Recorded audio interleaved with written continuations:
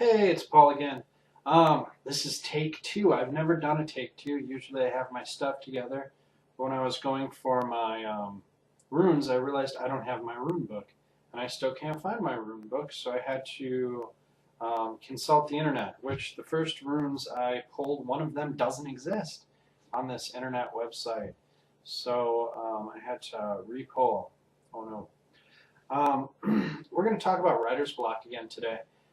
And well, actually tomorrow. It's Friday, but I'm recording this early, and I'm recording next week's early. So if I'm wearing the same thing, that's why.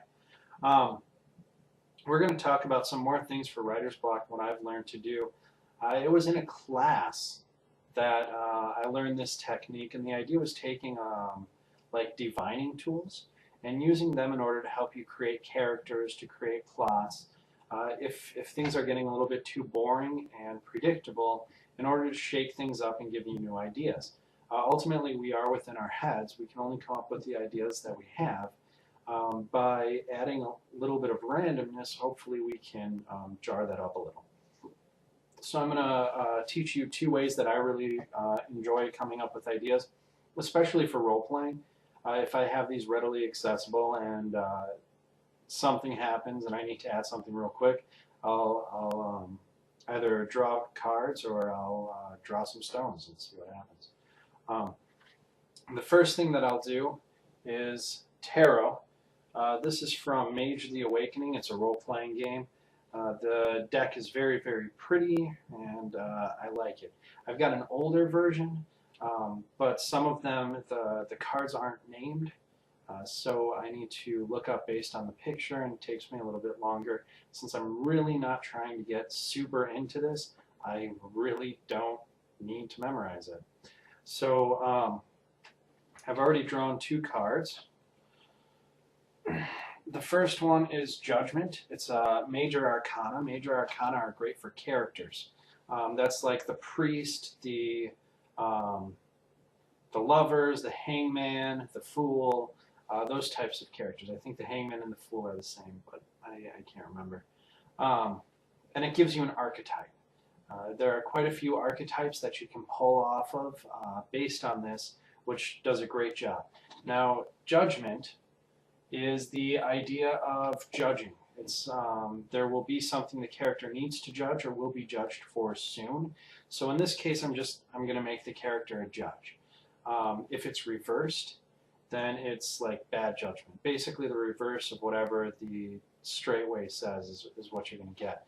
So if it was reversed, I would make him like a tyrannical judge, or like an anti-hero like Punisher, who just goes around and plays judge and jury and doesn't obey the laws in doing so. He just says, this is my verdict, this is what will happen.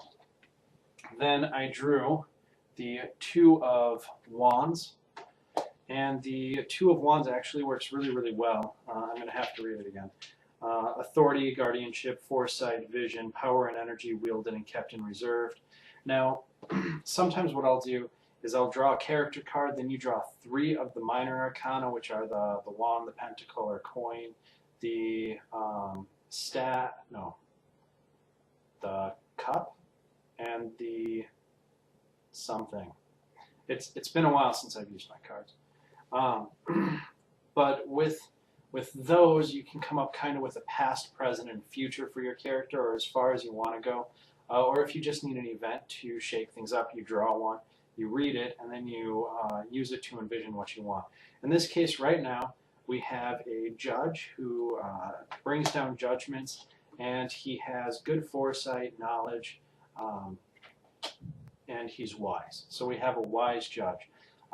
Now, the point where I have the character here is the point where the character is at the beginning of the story.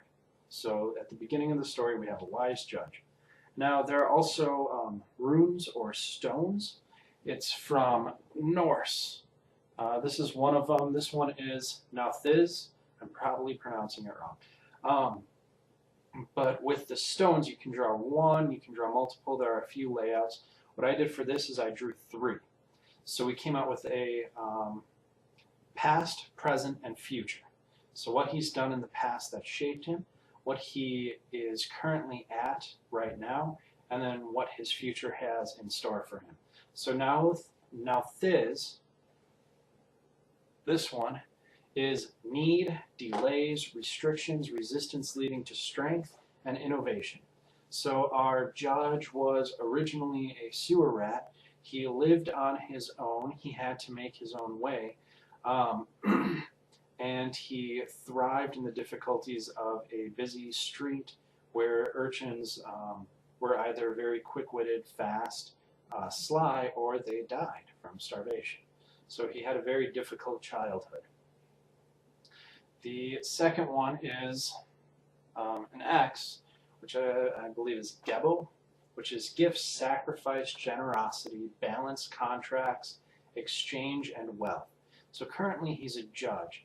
He ends up sacrificing a lot of his own ability in order to gain wealth, because a lot of the times judges aren't allowed to bring in a lot of wealth in order to prove fairness to all parties there. On top of that, being a judge, he overlooks contracts, exchanges, and other different balances and such. And balance is just the balance of the law. So okay, he's playing way too nicely. Now Gebo reversed, which I don't know how you figure out if it's reversed since it's an X, is to over-sacrifice, is to give too much, or is to hold back, to be selfish. Since we're not really doing this to figure out my future, let's just say that our character is over-sacrificing. He's spreading himself too thin, he's too poor, he doesn't have enough money to eat. So even though he's wise, he's loving and all of that, he's too loving. Our issue will come from the fact that he is trying too hard to help people. And our heart should break a little bit for this old man. And the last one I have is Dagas, which is day, breakthrough, awakening, awareness, clarity, daylight, planning for the future. So our wise judge, in sacrificing too much, realizes that he's given too much of his life. So he needs to hold back a little bit and take care of himself and his friends and family, if he has any. And that's eventually what he will reach. So at some point, someone will give him this breakthrough, this clarity, this realization. And then how he acts on it will be up to him. It's not setting the entire story, it's just setting the events that he has in store. So, excuse me. It was a long week. That's one of the ways that I get over writing block, and whenever I have a lot of characters, like I had to come up with 20-some characters really quick, this is a great way in order to come up with all of that information. I mean, most of those characters just need a little bit of fleshing out, and this does a great job doing that. So, if you have any questions or you have any ways that you get over writer's block, please do share them in the comments, either on YouTube or on my webpage, and I would love to hear from you and do anything in the future. For the next episode, I will be using plot dice, which I'll actually be doing in about 2 minutes here. So, you know, the illusion. You've time traveled. Congratulations, even if it's a minor form of time travel. Otherwise, have a beautiful and bountiful weekend that you may find rest and happiness. Blessings.